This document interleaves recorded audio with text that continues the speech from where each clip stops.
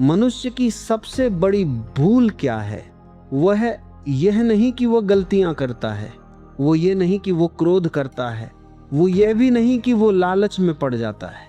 मनुष्य की सबसे बड़ी भूल यह है कि वह अपने दुखों का कारण किसी और को मान लेता है। जब जीवन में सब कुछ अच्छा होता है तो वह कहता है मैंने मेहनत की है, लेकिन जब सब कुछ बुरा होने लगता है तो वह कहता है मेरे भाग्य ने मुझे धोखा दिया। अजीब बात है, सफलता अपनी, असफलता भाग्य की, लाभ अपना, हानि समय की, और इसी भ्रम में एक पूरा जीवन बीत जाता है। आज मैं तुम्हें एक ऐसी कहानी सुनाने जा रहा हूं, एक राजा की और एक भिखारी की। दो ऐसे व्यक्तियों की जिनके जीवन एक दूसरे से बिल्कुल अलग दिखाई देते थे। एक के सिर पर मुकुट था, दूसरे के सिर पर फटे हुए कपड़े। एक सोने के महल में रहता था, दूसरा सड़कों पर सोता था। एक के सामने हजारों सैनिक झुकते थे, दूसरे को देखकर लोग रास्ता बदल लेते थे। लेकिन समय ने जब न्याय किया तो दोनों की पहचान बदल गई, और तब संसार को पता चला कि भाग्य कोई संयोग नहीं है। भाग्य समय के हाथों लिखा हुआ कर्मों का इतिहास है। छोटा विराम, बहुत समय पहले की बात है। एक विशाल राज्य था, समृद्ध, संपन्न, शक्तिशाली। उस राज्य का राजा था विक्रमसेन। लोग उसे महान राजा कहते थे। उसकी सेना विशाल थी, उसका खजाना भरा हुआ था। दूर दूर तक उसके राज्य की चर्चा होती थी। जब वो हाथी पर बैठकर नगर में निकलता तो लोग फूल बरसाते, बच्चे उसके नाम के गीत गाते, बुजुर्ग उसकी प्रशंसा करते, और राजा धीरे धीरे यह मानने लगा कि यह सब उसकी योग्यता का परिणाम है। उसे लगने लगा कि वो विशेष है, ईश्वर ने उसे दूसरों से श्रेष्ठ बनाया है। उसके मन में अहंकार का एक छोटा बीज जन्म ले चुका था, और जैसा कि प्रकृति का नियम है, हर बीज एक दिन वृक्ष बनता है, अहंकार का बीज भी बढ़ने लगा। अब राजा लोगों की बात कम सुनता था, सलाह कम मानता था, और अपने निर्णयों को ही अंतिम सत्य समझने लगा था। एक दिन दरबार लगा हुआ था, मंत्री उपस्थित थे, सेनापति उपस्थित था, राज्य के विद्वान भी बैठे थे। तभी महल के द्वार पर हलचल हुई। सैनिकों ने देखा कि एक बूढ़ा भिखारी दरबार में प्रवेश करना चाहता है। उसके कपड़े फटे हुए थे, चेहरा धूल से भरा था, पैरों में चप्पल तक नहीं थी। सैनिकों ने उसे रोक लिया, लेकिन बूढ़ा मुस्कुराया। उसने कहा, मैं राजा से मिलना चाहता हूं। सैनिक हंस पड़े। तू राजा से मिलेगा? क्या काम है? भिखारी बोला, उसे एक सत्य बताना है। यह बात राजा तक पहुंची। राजा मनोरंजन के लिए उसे अंदर बुलाने को तैयार हो गया। भिखारी दरबार में आया।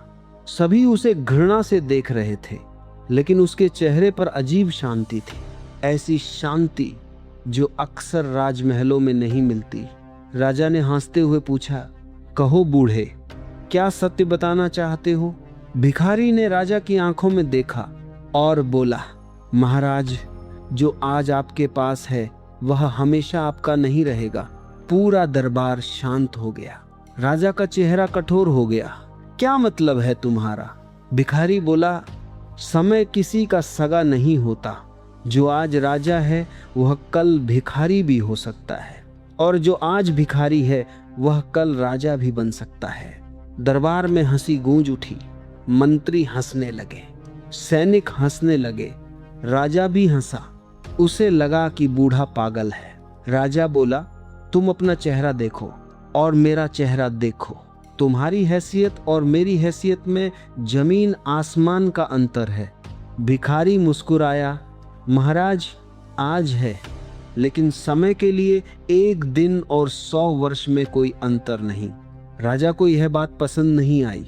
उसने क्रोधित होकर कहा, इसे दरबार से बाहर निकाल दो। सैनिक आगे बढ़े, लेकिन जाते जाते भिखारी ने एक वाक्य कहा, एक ऐसा वाक्य जो वर्षों बाद सच साबित होने वाला था। उसने कहा, जब समय न्याय करता है तो मुकुट और कटोरा दोनों हाथ बदल लेते हैं। और वह चला गया। राजा ने उस घटना को भूल जाना चाहा, लेकिन वह वाक्य उसके मन में कहीं अटक गया। कभी कभी सत्य ऐसा होता है जिसे हम सुनना नहीं चाहते, फिर भी वह हमारे भीतर गूंजता रहता है। उधर वह भिखारी नगर की गलियों में घूमता रहा। लोग उसे साधारण भिखारी समझते थे, लेकिन बहुत कम लोग जानते थे कि वो कभी एक बड़े व्यापारी का पुत्र था। उसने भी कभी वैभव देखा था, उसने भी कभी धन देखा था, लेकिन जीवन ने उसे सबक सिखाया था। एक के बाद एक घटनाओं ने उसका सब कुछ छीन लिया। धन गया, परिवार गया, प्रतिष्ठा गई और अंत में अहंकार भी चला गया। अब उसके पास केवल अनुभव बचा था, और अनुभव पुस्तकों से नहीं मिलता, अनुभव जीवन के थप्पड़ों से मिलता है। उसने समझ लिया था कि संसार में कुछ भी स्थायी नहीं है, न धन, न सत्ता, न सुंदरता, न प्रसिद्धि। सब बदलता है, और जो बदलता है उसे पकड़ने वाला व्यक्ति अंततः दुखी होता है। लेकिन राजा अभी ये नहीं समझता था, क्योंकि अभी समय ने उसे छुआ नहीं था। समय अक्सर पहले संकेत देता है, फिर चेतावनी देता है और अंत में न्याय करता है।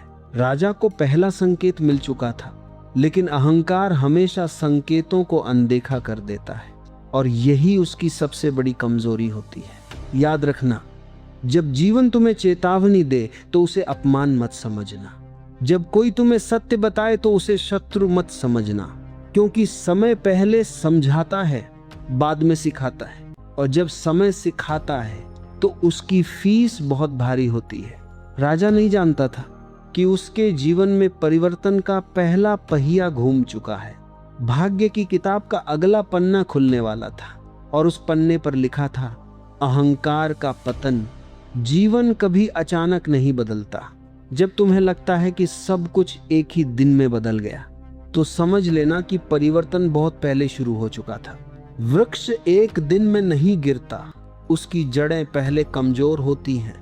महल एक दिन में नहीं टूटता, उसकी नींव पहले दरकती है। और मनुष्य का पतन भी एक दिन में नहीं होता, उसका अहंकार पहले उसे अंधा बनाता है, फिर समय धीरे धीरे उसके चारों ओर परिस्थितियों का जाल बुनता है, और अंत में वह स्वयं अपने पतन का कारण बन जाता है। राजा विक्रमसेन के साथ भी यही होने वाला था। उस दिन के बाद जब वह बूढ़ा भिखारी दरबार से गया, कुछ दिनों तक सब सामान्य रहा। महल पहले की तरह जगमगाता रहा, नृत्य संगीत चलता रहा, दरबार लगता रहा, लोग राजा की जय जयकार करते रहे। लेकिन समय अपना काम शुरू कर चुका था। एक रात राजा अपने महल की सबसे ऊंची छत पर खड़ा था। आकाश बिल्कुल साफ था, हजारों तारे चमक रहे थे, हवा में हल्की ठंडक थी, लेकिन राजा के भीतर अजीब बेचैनी थी। कई दिनों से उसे नींद नहीं आ रही थी। जब भी वो आंखें बंद करता, उसे वही बूढ़ा भिखारी दिखाई देता और वही शब्द सुनाई देते। जब समय न्याय करता है तो मुकुट और कटोरा दोनों हाथ बदल लेते हैं। राजा झुंझला जाता, एक भिखारी की बात मेरे मन में क्यों घूम रही है? लेकिन कुछ बातें मन से नहीं जाती, क्योंकि वे शब्द नहीं होते, वे भविष्य की आहट होते हैं। कुछ ही सप्ताह बाद राज्य में सूखा पड़ गया।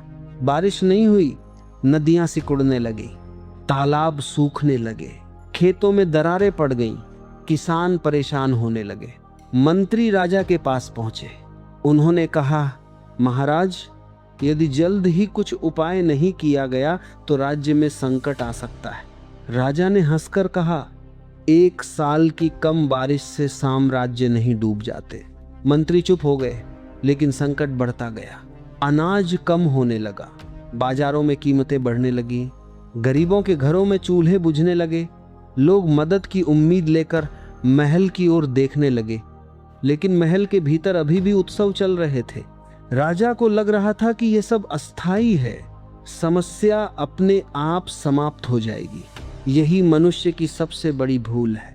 जब समस्या छोटी होती है तब हम उसे नजरअंदाज करते हैं, और जब वह बड़ी हो जाती है तब वह हमें नजरअंदाज कर देती है।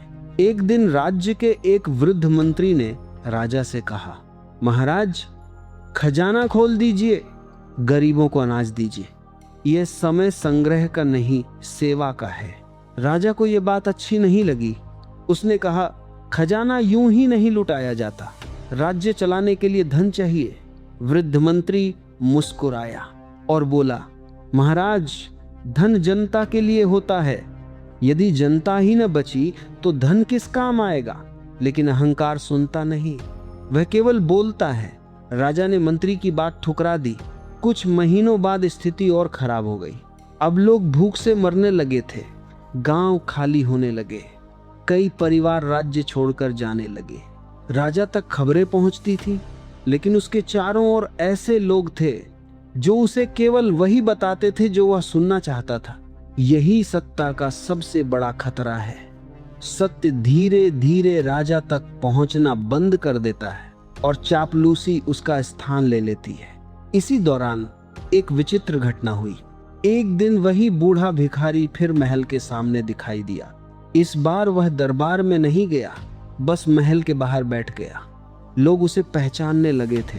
कुछ लोग उसके पास बैठ जाते, कुछ उससे बातें करते, क्योंकि उसके शब्दों में एक अजीब गहराई थी।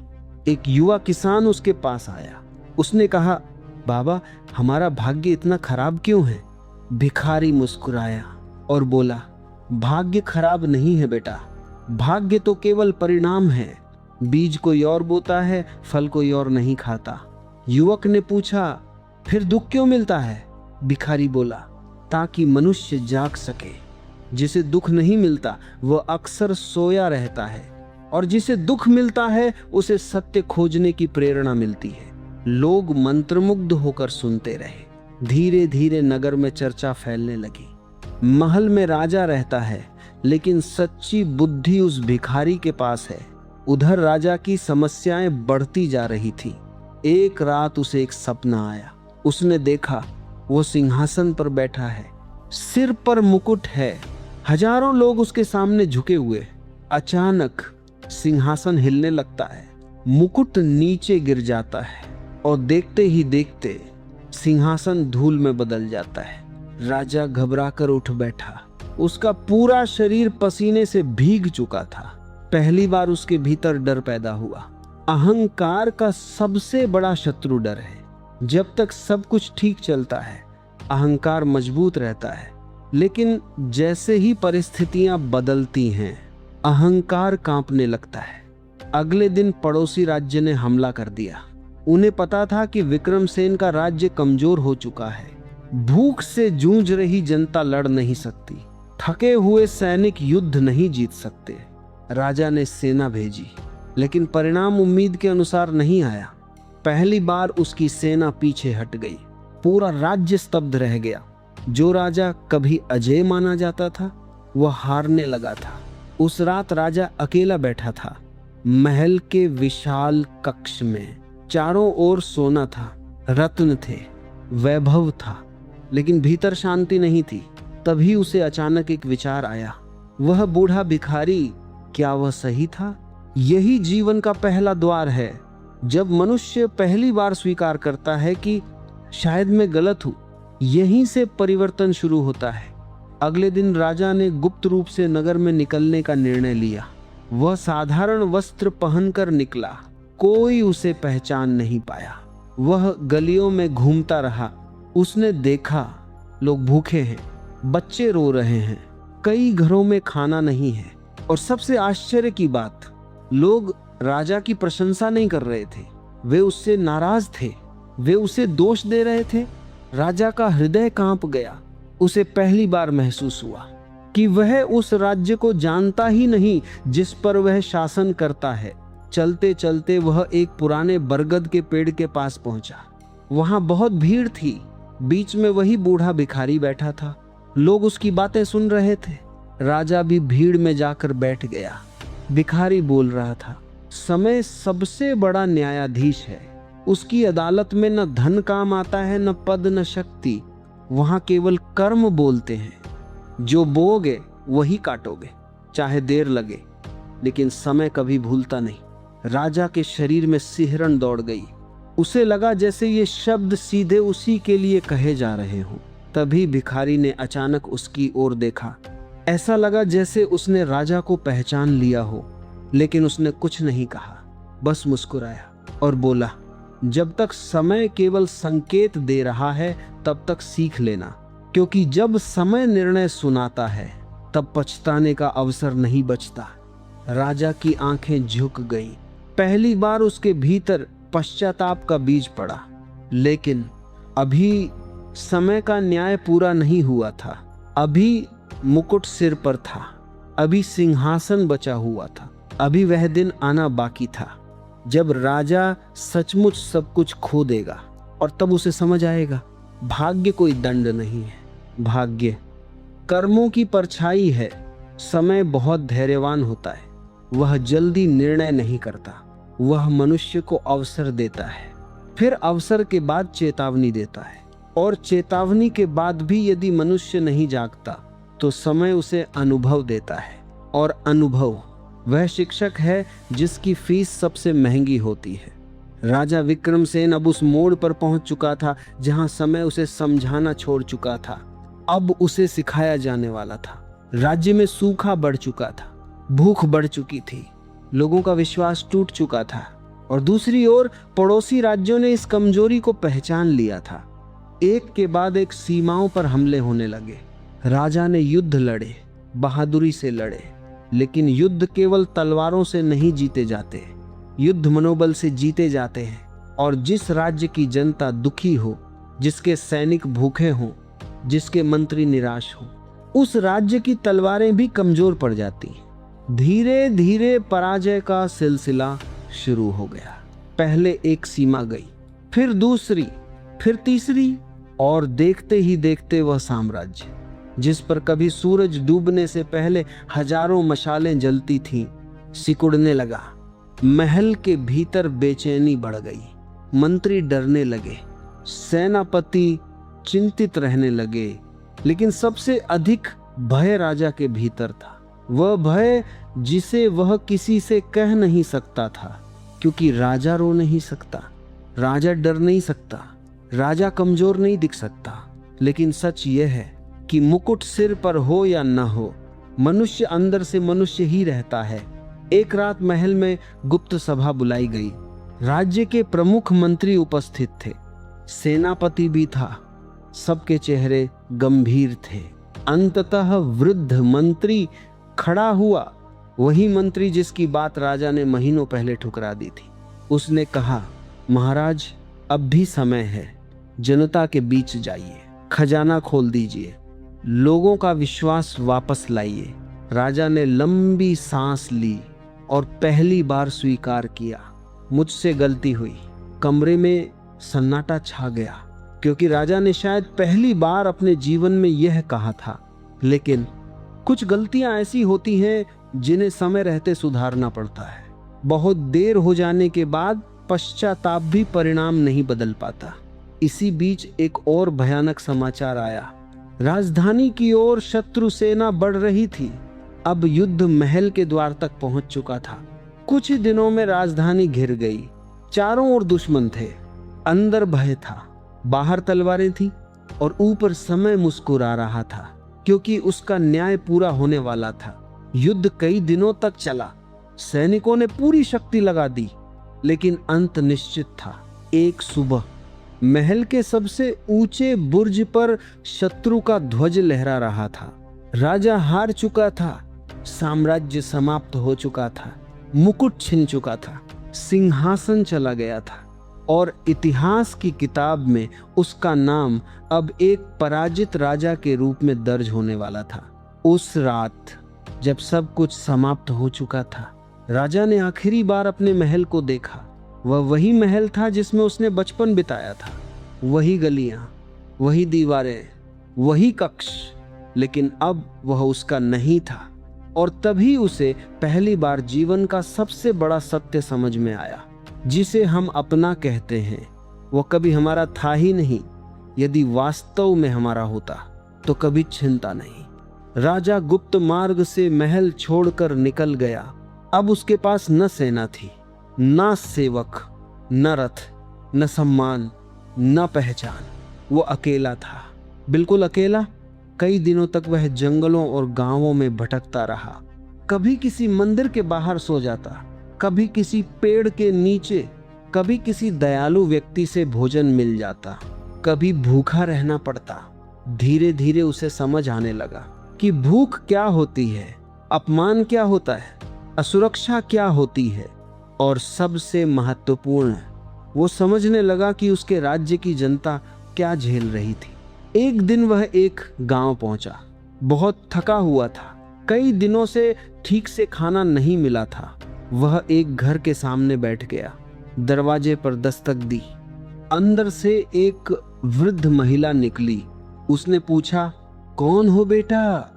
राजा कुछ क्षण चुप रहा। पहले वह कहता, मैं राजा हूं, लेकिन अब उसके पास वो परिचय नहीं था। उसने धीरे से कहा, एक भूखा यात्री।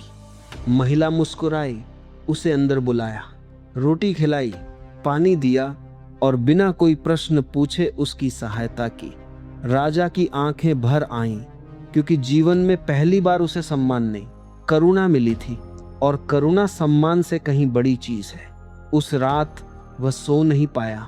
उसके मन में एक प्रश्न बार बार उठ रहा था, यदि यह महिला जानती कि मैं वही राजा हूं जिसकी गलतियों के कारण लोग दुखी हुए, तो क्या यह मुझे भोजन देती? यह प्रश्न उसके भीतर आग की तरह जलता रहा। समय बीतता गया, महीने गुजर गए, फिर साल गुजरने लगे। अब राजा का चेहरा बदल चुका था, कपड़े बदल चुके थे, पहचान बदल चुकी थी, और धीरे धीरे उसका मन भी बदलने लगा। वह पहले जैसा नहीं रहा था। अब उसमें विनम्रता आ रही थी। अब वह सुनना सीख रहा था। अब वह लोगों के दुख समझ रहा था। एक दिन, कई वर्षों बाद, वह एक नगर में पहुंचा। वहां एक विशाल बरगद का पेड़ था। उस पेड़ के नीचे सैकड़ों लोग बैठे थे। कोई किसी संत का प्रवचन सुन रहा था। राजा भी उत्सुकतावश वहां चला गया। जैसे ही उसने सामने बैठे व्यक्ति को देखा, उसके कदम वहीं रुक गए, उसकी सांस थम गई, उसकी आंखें फैल गईं, क्योंकि सामने बैठा व्यक्ति वही था, वही बूढ़ा भिखारी। लेकिन अब दृश्य बदल चुका था। उसके चारों ओर सम्मान था। लोग श्रद्धा से उसकी बातें सुन रहे थे। नगर के धनी लोग भी उसके चरणों में बैठे थे, विद्वान भी, सैनिक भी, साधारण लोग भी, और सबसे पीछे एक पराजित राजा खड़ा था।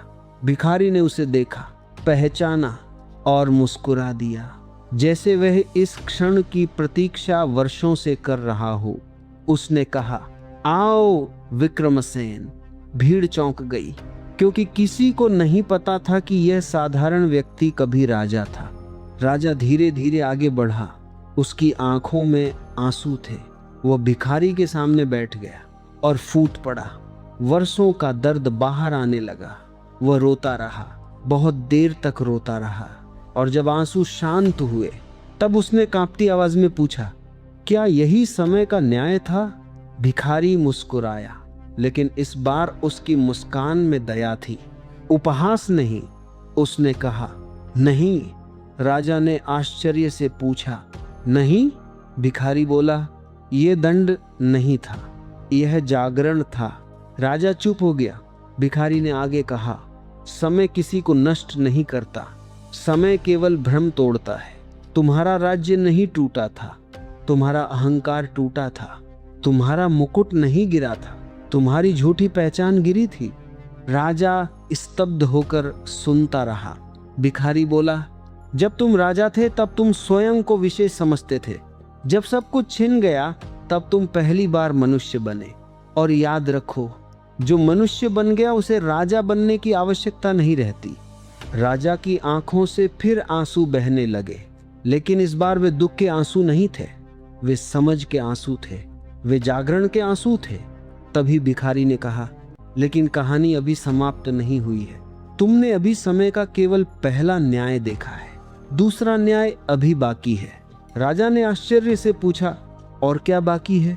भिखारी मुस्कुराया और बोला, अब समय तुम्हें वह देगा जिसे कोई राजा कभी जीत नहीं सकता, स्वयं को।